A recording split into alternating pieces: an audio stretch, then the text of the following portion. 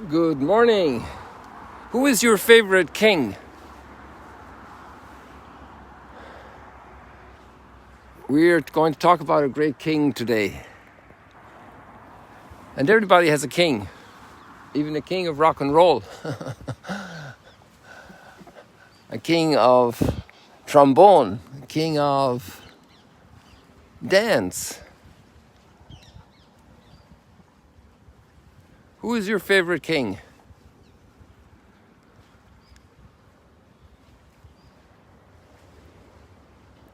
Tell me about your favorite king.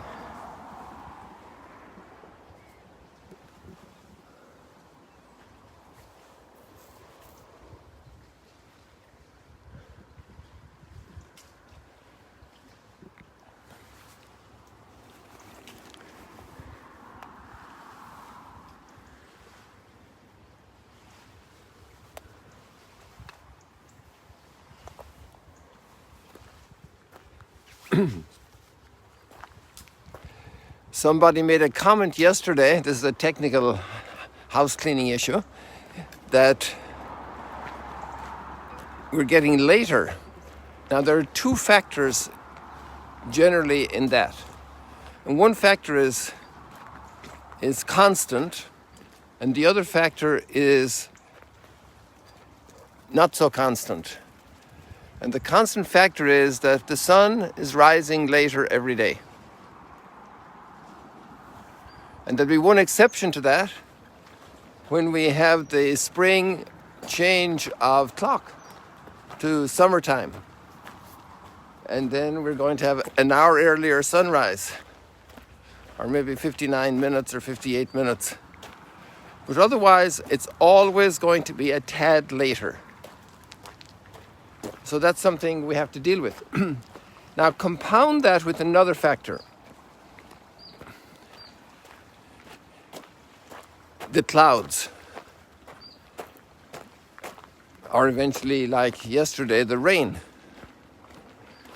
And so you don't want to use up good minutes just having clouds if you know that you'll have the possibility, the potential of seeing the sun at some point, even if it's very late in the sunrise stroll and chat.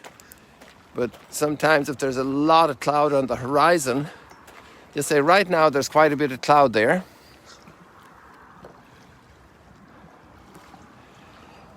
And that obviously delays the visibility of the sun. But if we look over here, then the cloud is even much higher, let's say here. So if the sun is supposed to be rising in that point, as it would be in May and June, July, then it's going to, obviously there's not too much cloud at that time of the year usually, but it would mean that our sun will be visible. We just love to see the sun. That's part of sunrise stroll and chat. You know, some days we just got it by the nick of time. We were well about to finish, and the next thing the sun did emerge from behind the cloud. So we're sunrise stroll and chat people. You know, welcome to the family if you're new. And we like to see the sun. So then for those two reasons, it could be later. And then for a third reason, if there's a particular beauty coming early, let's say today we started about 6:25 here, a.m. So if there's a particular potential beauty about to come, maybe we'll start a bit earlier because we have most of half an hour, 28 minutes at the moment. That's the way we're still doing it for a long time, Sean, already. So then if we do have that situation of particular beauty early, because of clouds, the emerging sun is doing amazing artwork, then we'll start earlier. And in order to alert you, then we have the WhatsApp post to alert you about any changes. So don't be surprised today if you were expecting it 5 minutes earlier and we didn't start. It's just to maximize your delight. What a line. To maximize your delight. That's what the objective is here, because that's what it's about. Like, why does the Creator go to the trouble of giving us a sunrise like this? It's to maximize our delight. Why is there so much taste in a peach or in... I'm getting into the pompelmos. I'm sorry you can't come and have a pompelmo with me. Those big, big fruit. I must show you them. We must go back to the garden to see the garden, the orchard, where all the fruit trees are. And it's just delightful. It's a bit of work to get out all the good out of a pompelmo, but it's really worth it. And it's just filled with delight. All of creation is packed with delight, intentionally, by our amazing Creator. It's just packed with delight. You have the chiaroscuro painters. They would love this here. You have the chiaro and the oscuro. There's Tiberias. We got a nice view there, quite a spread actually across the entire screen. We have Tiberias skyline there, so to say. And watch this. Imagine when the sun comes out now, completely or partially, because it's still not out yet. But we're enjoying every moment of it. Let's check it up a bit more closely here. Look at that sky. It's a delight for us. Just a sheer delight. Sheer delight. I read a little note yesterday. Actually, my sister sent it to me, another sister. She's a doctor, and it's a note about the benefit of walking. And so we're doing that every morning.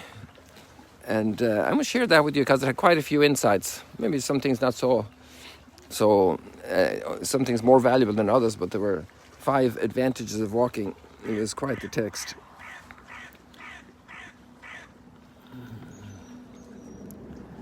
But it draws our eyes and our heart and our soul to observe and to see and to notice. And then that's a path to wonder. It's a path of great joy for the mind and the heart and the soul. It's good to get out of the house and go for a walk.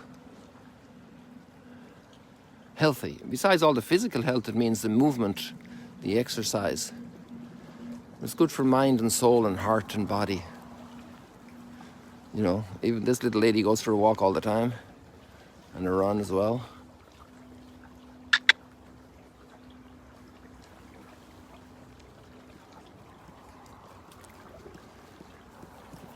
So there we are. Here we are, here at the Sea of Galilee. This glorious morning. I wanted to talk about our king. Who's your greatest king? Who's the king you like most? Who's the king you appreciate most? When I was a child, I'd be a king of tractors, you know, the farmer with the fanciest tractor, the best tractor, the most powerful tractor, you know. Or the king of Irish football, that's a sport, you see. And Galway is the adjoining county. In fact, our farm touched the Galway county boundary. And, you know, I was just getting really conscious about all those things. And it was probably 1966 or around that time, probably 66, 67, 68, around those years. And Galway, my dad was born in Galway, so we had a particular allegiance to Galway, except when they were playing our county, Clare. And then they won the All-Ireland Gaelic football championship 3 times in a row. And I still remember some of the names, you know. For example, Donnellan. And there were 2 brothers. Let me see, Colleran. I think it was Enda Colleran and his brother. And they were on the team, you know. So I was one of those guys. I was out there, you know. They never knew me. I never met them. But I was part of that celebration. They were the kings of football. And back then in Ireland, there was a very big full front page cover of the teams that were in the All-Ireland final on that Sunday. And that was a big picture to cherish and to see all the names and know all about the players, you know. Who is your king? And what do you like about your king? What do you like about your king? Well, maybe with the ladies we should be talking about queens, but I think ladies like kings too. You must have your favorite king.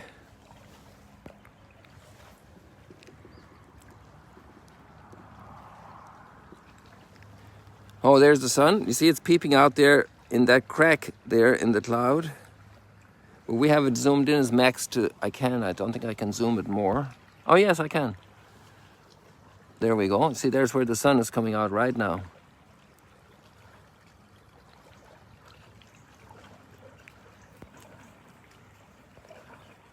There we go.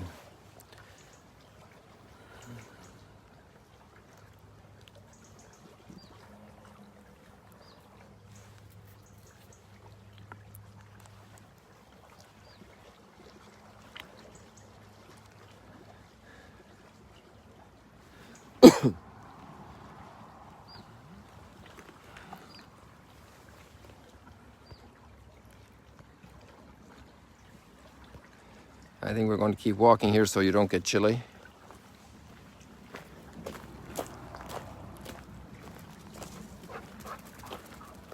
This is where we're walking here. Oh, the sun is shining on a window up on the mountain in the distance. I don't know if we can catch that on the camera. It's amazing. There, you can see that light. That's obviously the window of a home on the side of the mountain up there. I'm not sure which village that is, but the sun is shining directly on that for us. That bright bit of light there in the center of the screen. So those are the hills, the mountains in Israel looking into Lebanon. And we pray for peace and mercy. Countries up there, Lebanon and Syria, that have suffered so much, have gone through so many convulsions. And think of all the poor people, the farmers and the workers and transport people making a living, and all these convulsions upsetting their lives so immensely. It's amazing, all these harsh treatments, all these manipulations. It's amazing. So we're back to talk about our king. So the first thing, it's an interesting thought. The first thing is, today in the readings, is the king is a shepherd. And you wouldn't normally think about that as a king, first of all, except you were a shepherd boy, and a shepherd people, and that's what they were. They were shepherds. They knew all about shepherding out here.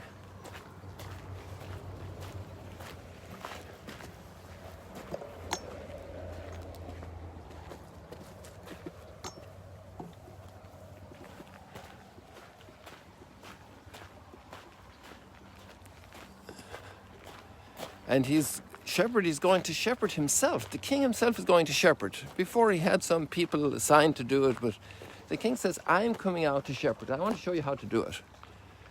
Because maybe there's a sheep up here lost in one of those mountain crevices and just can't get out and can't get down, and I will shepherd my sheep. I will go and get that sheep. The king of shepherds. That's a pretty neat picture, actually, because you can see all those caves right here with the sunlight right now.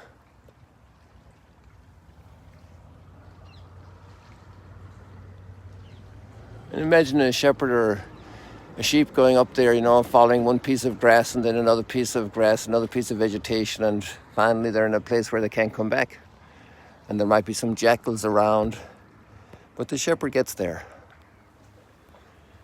And the shepherd might get hurt in the process, but the shepherd gets there and gets the sheep.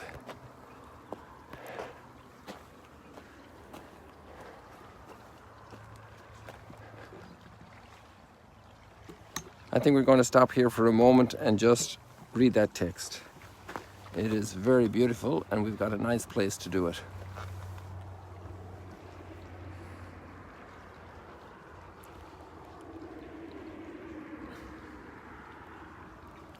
So we're reading from Ezekiel. And reading this text of Ezekiel helps us to understand our king. And that's one of the big reasons why we read it. Thus says the Lord God, we're in chapter 34 of Ezekiel, I myself will look after and tend my sheep. And this is a great king who thinks about all of the people in his kingdom, really looking for their good.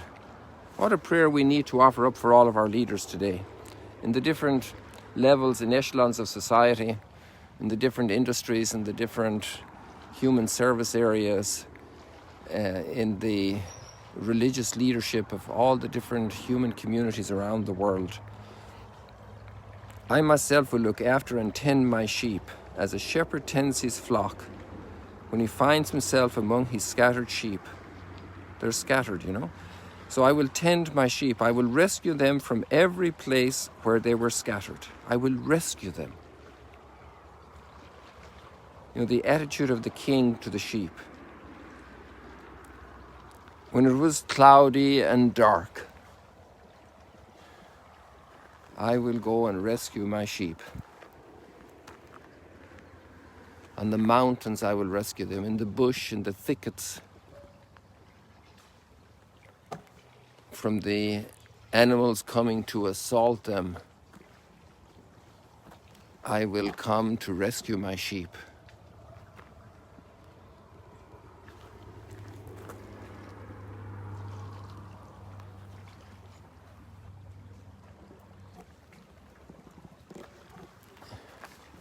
And here we have this kind of thickets actually just right here. Look at this. These are all thorny things. And the sheep has that coat of wool. And if they get tangled in this thorn, there's very little chance for them. Abraham ran into one of a sheep like that at Mount Moriah, caught in the thickets.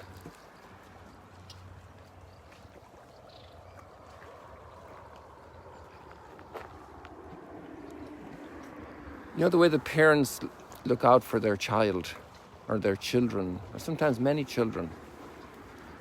You know, we've seen Father Juan walk here every day, and he's the youngest of 13. Imagine the fun in that house.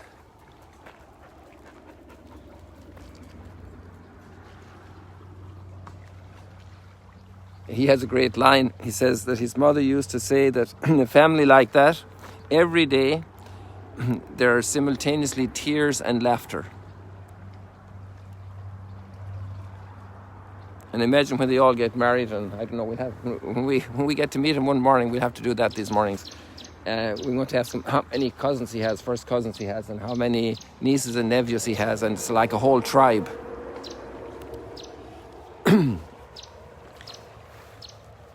And the parents, the way they dedicate themselves to their children. What an incredible pouring out of goodness and of total interest and focus on the best for each one.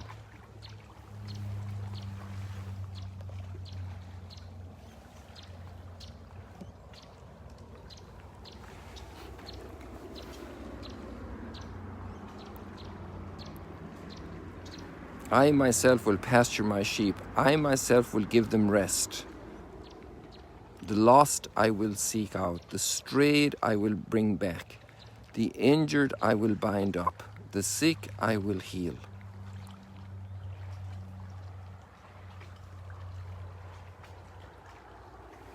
That's our King.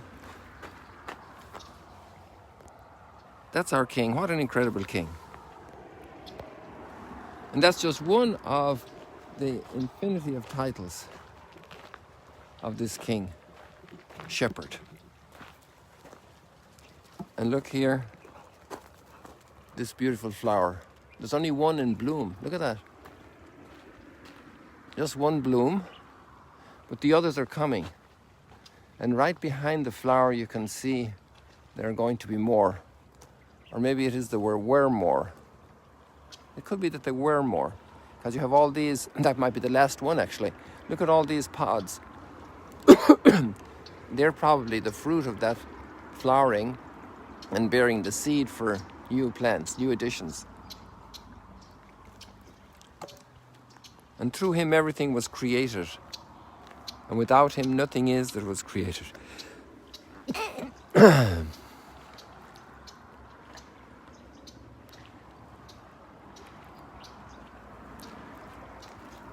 And that was created for us.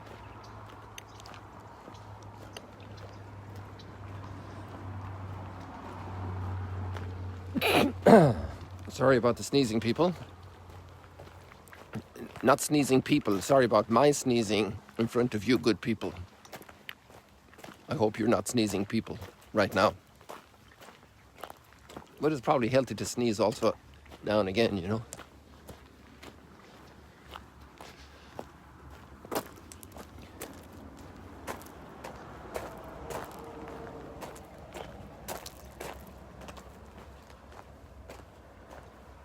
So then we have this beautiful psalm, "The Lord is my shepherd, I shall not want.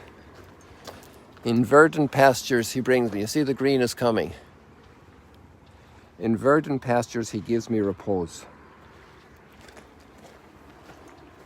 And now we have, "Beside restful waters he leads me." But I have all this bush here that I can't show you the water at this second. "Beside restful water he leads me." That's coming in closer here. It's right actually down here. "Beside restful waters he leads me."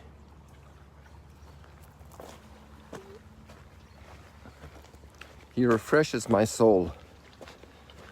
He guides me in right paths for his name's sake. So we're grateful for this path. It would have been nice to go up in the mountain for the paths today, but they're all muddy. So we can do that another day. I'm so happy I did it the day before yesterday, before the heavy rain came. Really heavy rain we had. And so this path is very nice. It's dry, it's clean, and it's all along the lakeside. So I love this path. Oh, here we have the water. "Beside restful waters he leads me to revive my soul."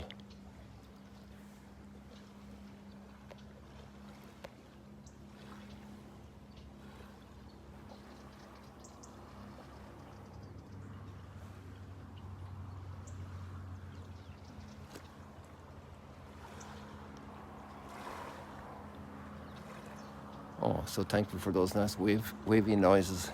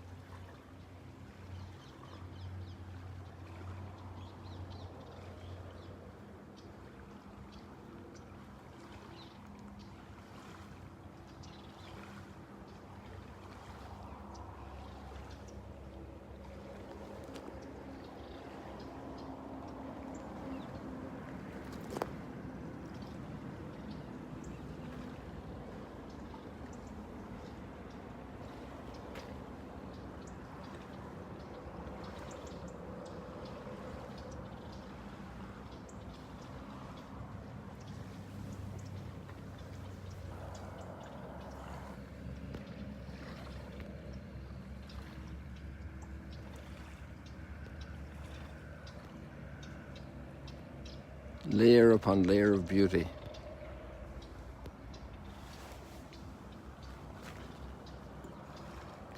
Now there's a line here that I find fascinating. You know, normally the language of, oh, there's a boat, a fisherman. That's our friendly fisherman again. This is the time of the year they're out there a lot. Look, right in the center of the screen, people. Look at over there. We love to see fishermen on the Sea of Galilee. It means so much to us. It's actually one of the titles that came to mind today about our King. You know, he sends out the the apostles to be fishers of men. And he himself is a fisher of men. And normally you don't hear that title. And he goes out to bring us in, to catch us for good.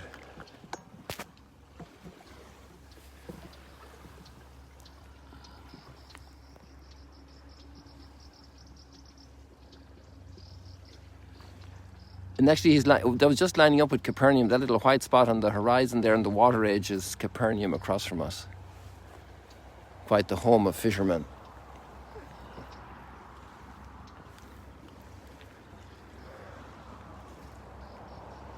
Now, he lays out the table. I just closed the phone where I have the text. And he spreads a banquet before me in the sight of my foes. You know, this is an interesting line because we normally think of kings and people, they have everybody is serving them. But here it's all turned around, and the king is serving us as a shepherd and spreading a table before us. And you know, what is it going to be like in heaven? If we get this on earth, what is it going to be like in heaven? He's spreading a table before us. Like, some people think that they're like singing, God, you're great, God, you're great, God, you're great. And no doubt, I mean, you can't not do that like you do in front of a great artist, a great a sports person, a champion, a great writer. And we can't just help saying you're great. But what they're giving us is something amazing. And in this case, the gift of eternal life, the gift of a fullness of life that we can't imagine. Rock solid, like totally gigantic. You know, put this rock in your pocket, people, okay? Please put this rock in your pocket right now. Let me zoom in for you. And I don't have to zoom too much. Look, put this rock in your pocket. The fact that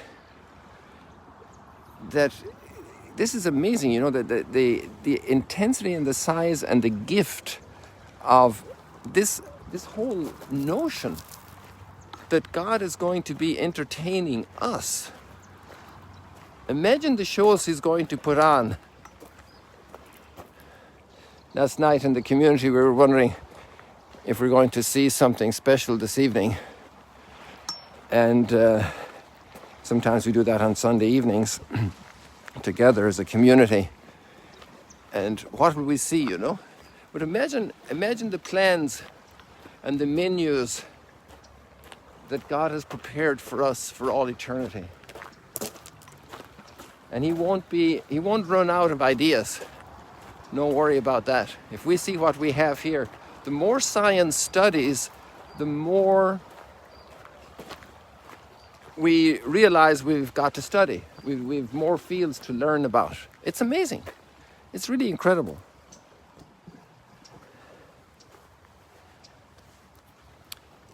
And then at the same time, and that's the gospel message today, this king shows up as a beggar, thirsty, hungry, naked, ill, in prison, and you visited me, you clothed me, you fed me. When did we see you hungry, thirsty, clothed? Woo! Well, in the least of these. And there he wants us to be part of the shepherding. Isn't that amazing? What a king we have. This king through whom everything was made, showing up at our doorstep as poor, in our neighborhood as a prisoner, as a refugee, as an immigrant, as somebody who hasn't seen the light yet, who's an addict and doesn't know it, doesn't realize it, and their life is being destroyed. And he shows up like this, in this disguise, in this reality, not just a disguise. And he wants to be taken care of. What an amazing king. People, our time is overdone, so I don't want to overcook, you know. So here we are. God bless you. Thank you for joining us. Celebrate your king today. Plan how you're going to celebrate the king, how the others around you will celebrate the king. God bless you. See you later, alligators. Have a beautiful, beautiful day.